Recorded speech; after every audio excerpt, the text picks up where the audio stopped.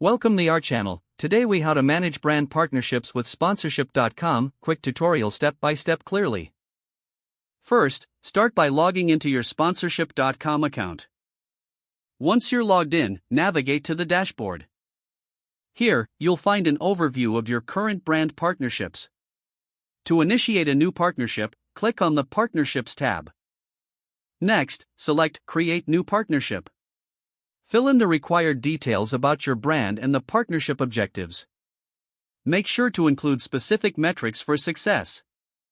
After entering the details, upload any necessary documents or proposals. Review the information for accuracy before moving on. Once everything looks good, click on Submit for review. You'll receive notifications about the status of your submission. If approved, you'll be able to access partnership resources right away. To manage existing partnerships, return to the Partnerships tab. Select an active partnership from the list. Review the terms, deliverables, and timelines outlined in the agreement.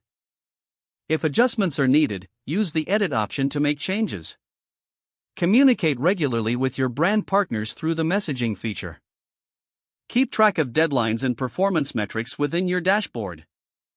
Lastly, evaluate the partnership's success and document key learnings for future collaborations.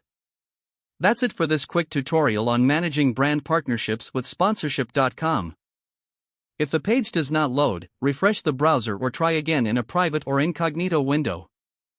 Make sure you are using the correct email address, then retype it carefully to avoid small typos.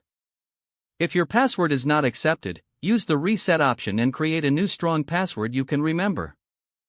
Check your spam folder for verification or security emails, then complete any requested confirmation steps. Enable two-factor authentication if available to improve account security and reduce unauthorized access risk.